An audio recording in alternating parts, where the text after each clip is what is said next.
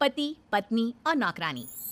शीतल और अभिमन्यु की शादी को 5 साल हो चुके थे, लेकिन अभी तक उनका कोई बच्चा नहीं हुआ था। इसकी वजह से शीतल और अभिमन्यु परेशान रहते थे, लेकिन उन दोनों से ज्यादा परेशान थी शीतल की सास, यानी अभिमन्यु की माँ जानकी देवी। जानकी देवी चाहती थी कि जल्दी से जल्दी उनकी गोद में पोता या पोती आ जाए, और इसलिए वो अपनी बहू शीतल को लेकर एक दिन हॉस्पिटल पहुंची। डॉक्टर मैडम, जरा ठीक से चेक करके बताइए ना, कई बड़े बड़े डॉक्टर को दिखाया है, लेकिन मेरी बहू माँ ही नहीं बन पाती। मैंने शीतल को बहुत अच्छे से चेकअप किया है। देखिए, बात यह है कि शीतल के अंदर माँ बनने की कैपेसिटी नहीं है। ये आप क्या कह रही हैं डॉक्टर साहब? कोई तो इलाज होगा ना, कोई दवाई दे दीजिए। देखिए, कुछ प्रॉब्लम ऐसी होती है जिनका कोई ट्रीटमेंट नहीं होता। आई एम सॉरी टू से, लेकिन शीतल कभी माँ नहीं बन सकती, क्योंकि उसके यूट्रस में अंदर से ही कुछ प्रॉब्लम है। घर आने के बाद क्या हुआ माँ? कहाँ लेकर गई थी आप शीतल को? अरे कहाँ लेकर जाती, डॉक्टर मैडम के पास ले गई थी, लेकिन तेरी बीवी तो कभी माँ बन ही नहीं सकती। मम्मी जी, इसमें मेरी क्या गलती? अगर अंदर से कोई प्रॉब्लम है तो उसमें मैं भी कुछ नहीं कर सकती। जानती हूँ, ये बात डॉक्टर के मुंह से सुन चुकी हूँ। अब दोबारा मेरे सामने इस बात का गाना मत गा। अरे माँ, परेशान होने की जरूरत नहीं है, हम सोचते हैं ना कुछ। अरे क्या सोचेगा तू? जब डॉक्टर कह चुका है कि तेरी बीवी माँ नहीं बन सकती, तो बता क्या सोचेगा तू? कहाँ से लाएगा बच्चा? माँ, ये तो मैं भी नहीं जानता। अभिमन्यु, क्यों ना हम अनाथ आश्रम से एक बच्चा गोद ले आए? क्या फर्क पड़ता है बच्चा हमारा हो या गोद लिया हुआ? आई बड़ी बातें बनाने वाली। क्या फर्क पड़ता है? अरे क्यों फर्क नहीं पड़ता? मुझे इस वंश को आगे बढ़ाने के लिए मेरे बेटे का खून चाहिए, किसी दूसरे का नहीं। लेकिन माँ, आप जानती हैं कि ये अब पॉसिबल नहीं है। मैं कुछ नहीं जानती। मैं किसी पराये की औलाद को इस घर में अपना पोता या पोती बन के बढ़ता हुआ नहीं देख सकती। मेरा वंश मेरे बेटे के खून से ही आगे बढ़ेगा। लेकिन मम्मी जी, ऐसा कैसे हो पाएगा? आप अच्छी तरह जानती है ना, मेरा और अभिमन्यु का बच्चा नहीं हो सकता। तो मैं अपने बेटे की दूसरी शादी करवाऊंगी, और अपनी दूसरी बीवी से ये मुझे बच्चा पैदा करके देगा। ये आप क्या कह रही हैं माँ? मैं किसी और से शादी नहीं करने वाला। मेरे रहते हुए आप अभिमन्यु की शादी किसी और से करवाएंगी? मम्मी जी, आप ऐसा कैसे कर सकती हैं? तू बस देखती जा बहू, मैं ऐसा कैसे कर सकती हूँ। कुछ दिनों के बाद, अभिमन्यु, मैंने तेरे लिए लड़की ढूंढ ली है। माँ, मैं आपको कितनी बार समझाऊं, मुझे किसी से शादी नहीं करनी है। पहले मेरी बात सुन। ये जो चमेली है ना, हमारे घर में काम करने आती है, वो तुझसे शादी करने के लिए तैयार है। मम्मी जी, आप अभिमन्यु की शादी एक नौकरानी के साथ करवाएंगी? वो इसलिए क्योंकि चमेली दिखने में बहुत खूबसूरत है, बच्चा भी सुंदर ही होगा। मम्मी जी, लेकिन एक बच्चे के लिए अपने बेटे की शादी नौकरानी के साथ करवाना, क्या ये सही है?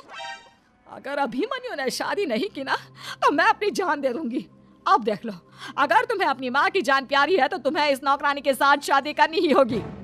इस तरह जानकी देवी अपने बेटे अभिमन्यु की शादी नौकरानी चमेली के साथ करवा देती है। कुछ दिनों के बाद, नौकरानी से मालकिन बन के तो मजा आ गया। अब तो मैं इस घर की मालकिन हूँ। देखो, अपने आप को ज्यादा मालकिन समझने की कोशिश मत करो। एक बार तुम्हारा और अभिमन्यु का बच्चा इस दुनिया में आ जाए, उसके बाद तुम इस घर से हमेशा के लिए चली जाना। अरे जाओ जाओ, किसी और के आगे बातें बनाना। एक बच्चा तो पैदा नहीं कर सकी, बढ़िया आई। जाओ जाकर मेरे लिए कॉफी बना कर लाओ। नौकरानी मैं हूँ या तुम? मम्मी जी, देखिए ना शीतल मुझसे किस तरह से बात कर रही है। शीतल, तुम्हें पता है ना चमेली प्रेग्नेंट है, मेरे बेटे के बच्चे की माँ बनने वाली है। वो जैसा कहती है वैसा करो। लेकिन मम्मी जी, वो मुझे नौकरों की तरह ट्रीट कर रही है। अरे तो करेगी ना, वैसे भी बहू तुम हो किस काम की? एक बच्चा तो पैदा नहीं कर सकती। जाओ अब घर के सारे काम करो और चमेली को आराम करने दो। थैंक यू मम्मी जी, भगवान आपका भला करे। आप नहीं होती तो मैं नौकरानी से महारानी कैसे बनती? देखो, तुम्हें जो चाहिए सब मिलेगा। खूब खाओ पियो, मजे की जिंदगी जियो, लेकिन बस मुझे एक बच्चा पैदा करके दे दो। कुछ दिनों के बाद, मम्मी, बच्चे के लिए आपने मेरी शादी चमेली के साथ करवा तो दी, लेकिन दिन और रात का चैन मिट गया है। सारा दिन शीतल और चमेली की बहस चलती रहती है। अब शीतल को इस घर में रखने से क्या होगा? मैं तो कहती हूँ उसे घर से निकाल दो, है भी किस काम की। मैं ऐसा नहीं कर सकता माँ, वो मेरी पत्नी है, उससे बहुत प्यार करता हूँ मैं। तुम्हारी पत्नी चमेली है, चमेली, उससे प्यार करो। अरे तुम्हारे बच्चे को जन्म देने वाली है वो। अभिमन्यु, मैं खुद ही इस घर से चली जाती हूँ। वैसे भी अपने ही घर में नौकरों की तरह रहकर परेशान हो चुकी हूँ। घर की नौकरानी मेरे ऊपर हुक्म चलाती है, वो तुम्हारी पत्नी बन चुकी है। अब मेरा इस घर में क्या काम? अभिमन्यु के बार बार रोकने पर भी शीतल उस घर से चली जाती है। कुछ दिनों के बाद चमेली एक बच्चे को जन्म देती है। भगवान ने मेरी सुन ली, मेरे बेटे का घर भर गया, उसका अपना बच्चा इस दुनिया में आ गया। मम्मी जी, बच्चे को हाथ लगाने से पहले मेरी एक शर्त तो सुन लो। तुम कहना क्या चाहती हो चमेली? आपकी मम्मी को बहुत शौक था ना अपने पोते को खिलाने का। अब देखो, इस दुनिया में हर चीज की कोई ना कोई कीमत तो होती है। तुम अपनी आधी प्रॉपर्टी मेरे नाम कर दो, बच्चा तुम्हारे नाम। अरे लेकिन मैंने अपने बेटे से तुम्हारी शादी करवाई है, अब ये सौदेबाजी कहाँ से आ गई? जो औरत अपनी बहू को घर से निकाल कर एक नौकरानी के साथ अपने बेटे की शादी करवा दे, वो तो सौदेबाजी कर ही सकती है ना। उसका कैसे भरोसा कर सकते हैं? मुझे बस आप लोगों की प्रॉपर्टी चाहिए, उसके बाद ही बच्चे को आप हाथ लगा सकते हैं। मैंने कहा था ना मम्मी, आप गलत कर रही हैं। देखिए, उसका नतीजा आपके सामने है।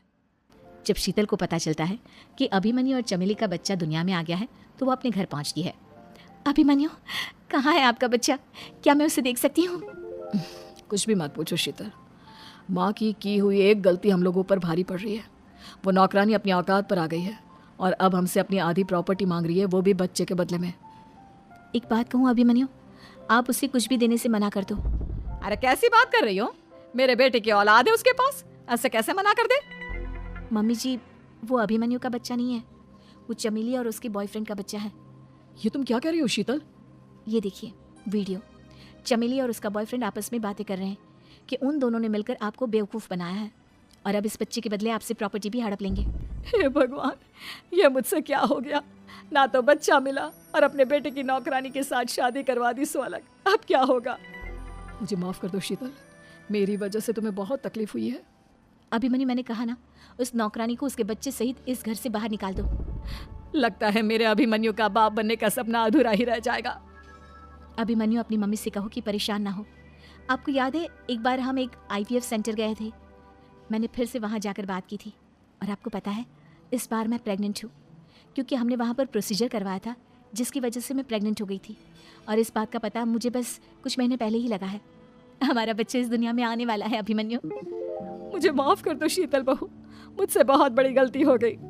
कोई बात नहीं माँ, लेकिन अब हमें उस धोखेबाज नौकरानी को इस घर से बाहर निकालना है और इस घर की मालकिन को वापस घर लाना है, वो भी अपने बच्चे के साथ।